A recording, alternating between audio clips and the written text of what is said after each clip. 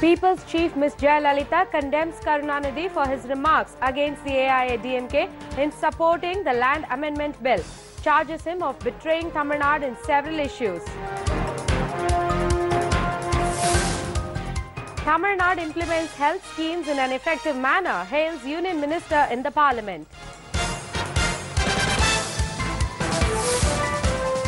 India summons Pakistani envoy over release order of 2611 mastermind Lakhvi. Says Islamabad did not produce evidence against him. The news in detail. Expressing strong condemnation against the remarks made by the DMK chief Karunanidhi, who said that the AIADMK's sudden support to the right to fair compensation and transparency in land acquisition, rehabilitation and resettlement bill had ulterior motive, the People's Chief Ms. Jaya charged him of betraying Tamil Nadu in several issues like granting permission to the methane gas project that is against the welfare of Tamil Nadu. Recalling the tabling of the right to fair compensation and transparency in land acquisition, rehabilitation and resettlement bill in the Parliament, Ms. Jaya said it was enacted into a law in 2013. She said that the centre brought some amendments in the law on 31st December 2014. The Land Amendment Bill was tabled in the Lok Sabha on the 9th of March this year. After accepting certain demands by the AIADMK, the centre made some amendments in the bill, after which the AIADMK voted in support of the bill in the Lok Sabha, Ms. Jaya said. Meanwhile, Karunanidhi in a statement had remarked that the AIADMK, which initially opposed the Land Amendment Bill, vigorously had now voted in favour of the bill due to some reason and ulterior motive. He has also said that it took away the rights of farmers and helped big corporates. Strongly condemning this, Ms. Jaya emphasized that the AIADMK always supported anything that was in favour of the people of Tamil Nadu, while it strongly opposed the moves against them. She said the AIADMK had supported the Land Amendment Bill solely based on this principle. She further said that land acquisition for public welfare was inevitable and that it was important to ensure that the land being acquired was provided with fair compensation. Based on this, the centre has made some favourable amendments that would benefit people, she said, adding this was the reason why the AIADMK voted in favour of the Land Amendment Bill in the Lok Sabha. Ms. Jaya pointed out that Karunanidhi was the one to make the DMK vote in favour of the FDI in retail trade in the Parliament.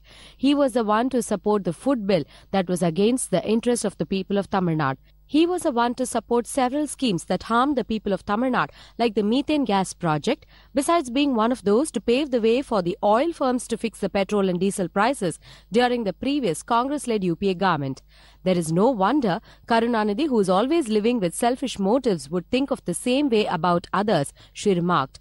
Ms. Jaya asked Karunanidhi if he understood at least now that the AIADMK voted in favour of the land acquisition bill only for the welfare of the people of Tamil Nadu. Dramatic scenes of violence and chaos were seen at the Kerala Assembly as a united opposition tried to prevent the state's finance minister from presenting the state budget this morning, only to be stopped by MLAs from the Treasury benches and Assembly guards. As many as 9 MLAs were injured during the violence. Kerala legislators broke chairs, threw mics and climbed atop tables as unprecedented violence in the Assembly left at least 9 MLAs injured, with the opposition refusing to let Finance Minister K.M. Mani present the budget because of corruption charges against him. Lawmakers of the CPM-led Left Democratic Front clashed with the watch and ward staff and threw the Speaker's chair into the well of the House. A left MLA fainted inside the Assembly, with many security personnel sustaining minor injuries.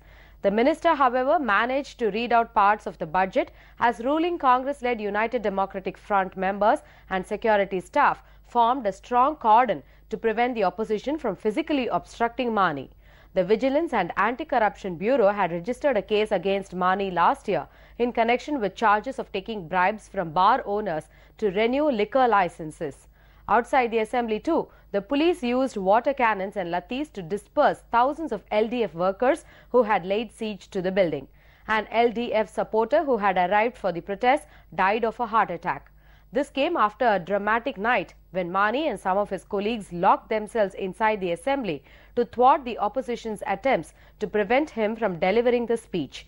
Members of the LDF also stayed inside the Assembly overnight. The union government in the parliament today hailed the people's chief Ms. Jaya for implementing the health schemes in an efficient manner in Tamil Nadu.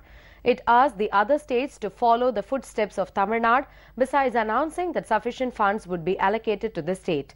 Pointing out that the health schemes are being successfully implemented in Tamil Nadu, the AIADMK parliamentary party leader Dr. P. Venugopal urged in the parliament that necessary funds be allocated for the state.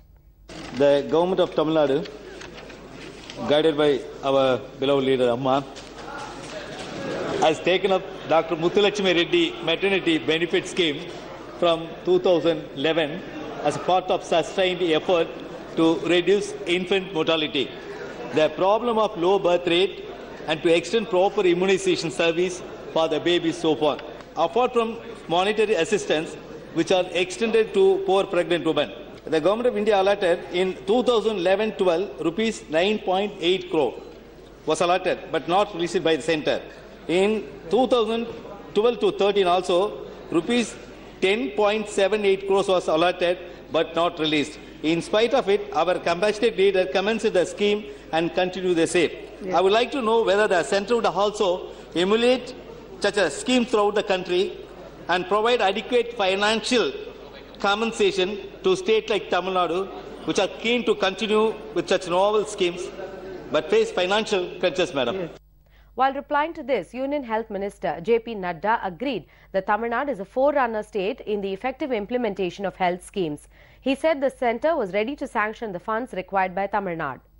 In Tamil Nadu, the health practices is really to be replicated in other states also.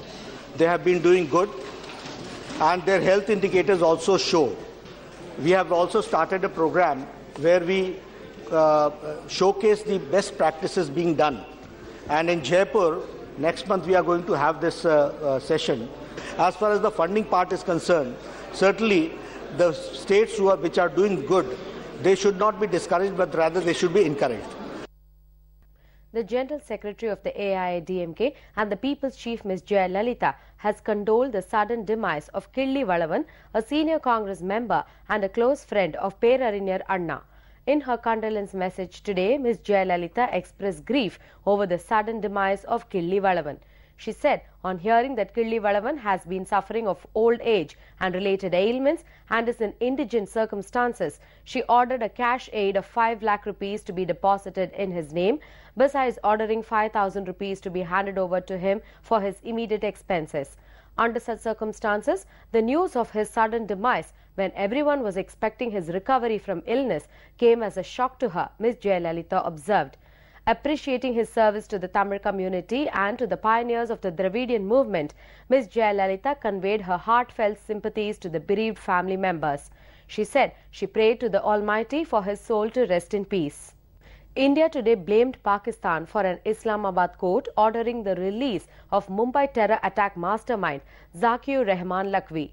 Pakistan did not present the evidence before the court, Minister of State for Home Kiren Rijiju told reporters in New Delhi.